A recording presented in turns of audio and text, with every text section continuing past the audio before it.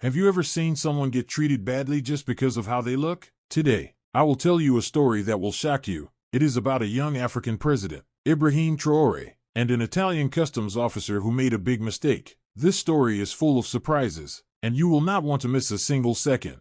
President Ibrahim Traoré is not like other presidents. He is young, smart, and very humble. He grew up in a small village in Burkina Faso. He knows what it means to work hard. He never forgot his roots. Even after becoming president, he still wears simple clothes. He does not like to show off. He believes that respect is not about what you wear, but about how you treat people. On a bright morning, President Traoré was getting ready for a big trip. He was going to Italy for an important meeting. He wanted to talk about business and friendship between Burkina Faso and Italy. He did not bring a big team or many bodyguards. He just wanted to do his job and help his country. He wore his favorite African shirt and comfortable shoes. He looked like a normal man, not like a president. The plane landed in Rome. The airport was busy and noisy. People were rushing everywhere, dragging their bags, talking on their phones, and looking for their gates. President Traoré and his small team walked to the customs area. The Italian officers were checking passports. They looked serious and strict. The line was long, and people were tired. But President Traoré waited patiently. He smiled at people around him. He did not act important. He did not try to skip the line. He stood with everyone else, showing respect. As he waited, he noticed a little boy crying because he lost his toy. President Traoré bent down, picked up the toy from under a chair, and gave it back to the boy. The boy's mother smiled and thanked him. Small acts like this showed who he really was. Even in a foreign country, he was kind and helpful. Finally, it was his turn. Officer Marco was at the desk. Marco was tall, with sharp eyes. He liked to follow the rules. He looked at President Traoré and did not see anything special. He saw a man in simple clothes. Marco said, "Passport," in a loud voice. President Traoré gave him the passport and smiled. Marco looked at the passport, then at Traoré, then back at the passport. He did not believe what he saw. Marco asked, "Why are you here?" President Traoré answered, "I am here for an official visit. I am the president of Burkina Faso." Marco laughed. He thought it was a joke. "President? You? Where is your suit? Where are your bodyguards? You do not look like a president," Marco said loudly. People in the line started to look. Some people laughed. Some people looked confused. President Traoré's team looked worried, but President Traoré stayed calm. Marco was not finished. He called his boss, Lucia. Lucia was a smart woman. She came quickly and took the passport. She checked the name and the invitation letter from the Italian government. She looked at President Traoré, then at Marco. She said quietly, "He is the president." Marco was shocked. He did not know what to say. He felt embarrassed, but he tried to hide it. He said, "He should dress like a president. This is Italy. We have rules." The room was silent. Everyone was watching. President Traoré looked at Marco and spoke in a soft but strong voice. He said, "In my country, respect is not about clothes. It is about actions. A leader is not made by a suit, but by his heart." His words were simple, but everyone listened. Even Lucia was surprised. President Traoré continued, "I came here to build friendship, not to show off. If my clothes make you uncomfortable, I am sorry, but please judge me by what I do, not by what I wear." Lucia nodded. She understood. She said, "Mr. President, welcome to Italy. We are sorry for the mistake." She told Marco to give back the passport. Marco gave it back. His face red. He said quietly, "Welcome to Italy, Mr. President." President Traoré smiled and thanked them. He walked through the checkpoint, his head held high. He did not feel angry. He felt proud that he stayed calm and respectful.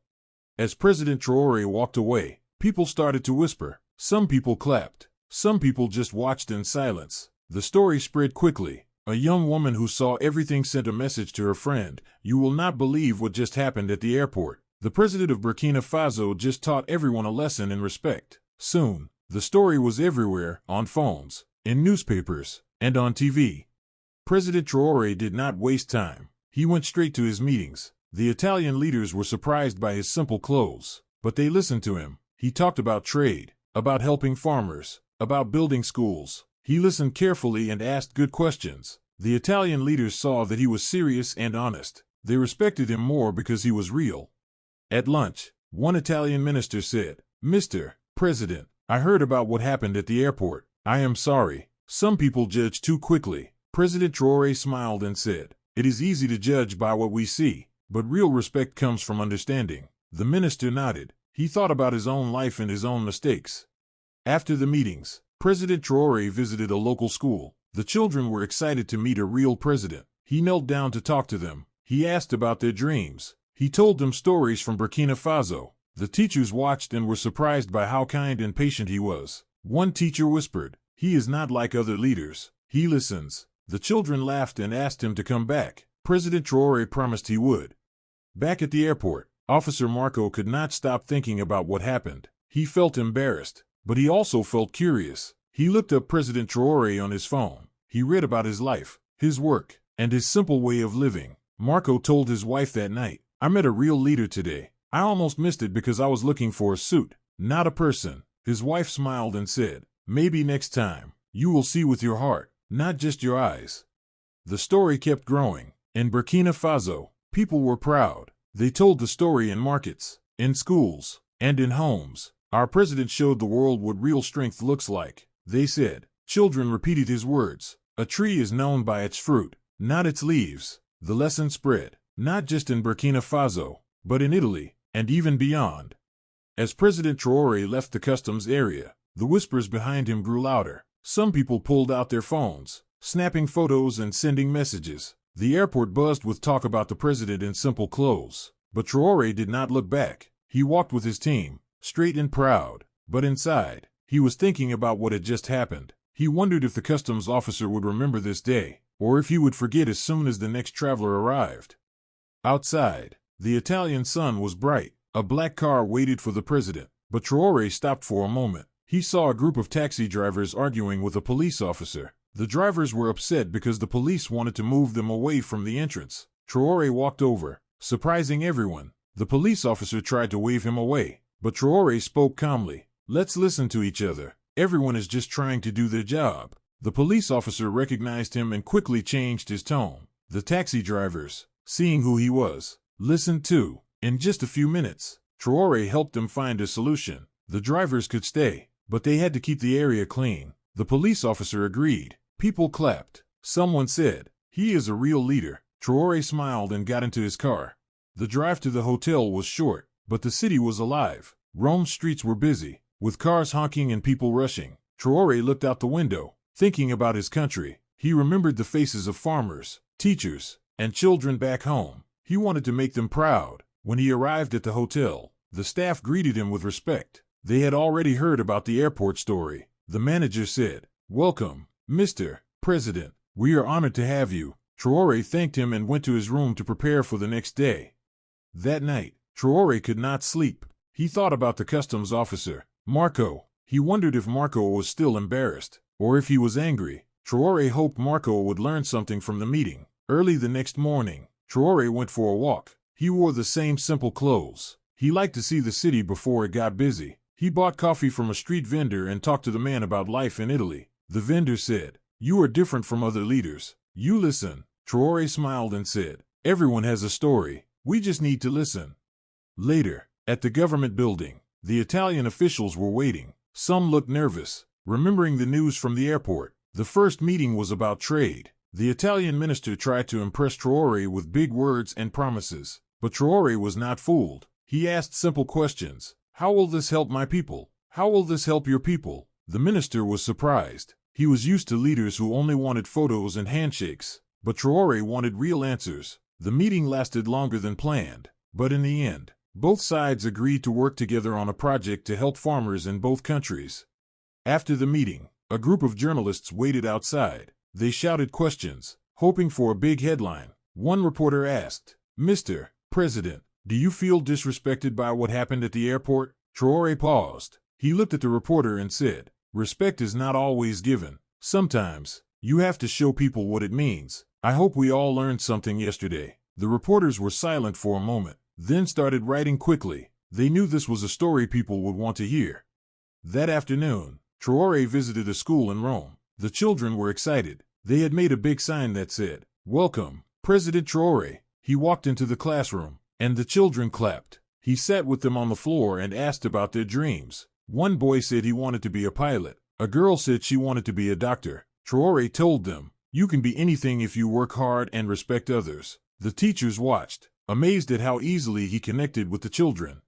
Meanwhile, back at the airport, Marco was having a hard day. People kept talking about the president. Some of his coworkers teased him, but others said, "You should not judge people so quickly." Marco felt bad. He wanted to say sorry, but he did not know how. He decided to write a letter. In the letter, he said, "I am sorry for how I treated you. I learned that respect is not about clothes or power. It is about how we act." He gave the letter to Lucia, hoping she could deliver it.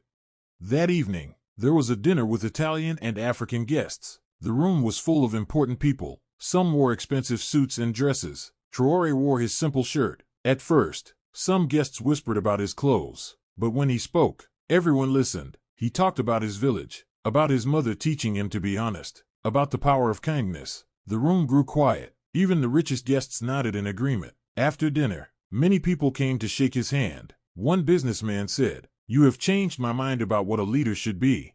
The next day, Traoré had a surprise. Lucia, the customs supervisor, came to see him. She brought Marco's letter. She said, "Marco wanted you to have this." Traoré read the letter and smiled. He said, "Thank you. Tell Marco I accept his apology. We all make mistakes. What matters is that we learn." Lucia was relieved. She said, "You have taught us all a lesson."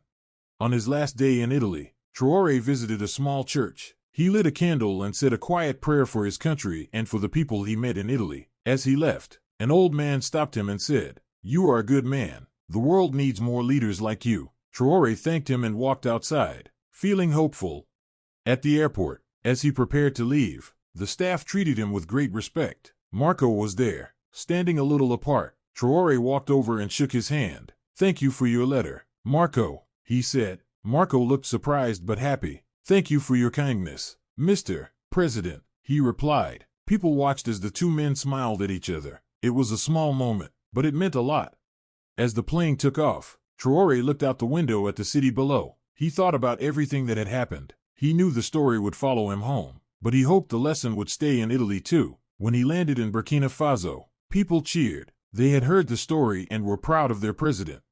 The story of President Traoré and the Italian customs officer became famous. It was shared on TV, in newspapers, and on social media. People everywhere talked about the lesson. Respect is not about clothes, money, or power. It is about how you treat others, even when no one is watching.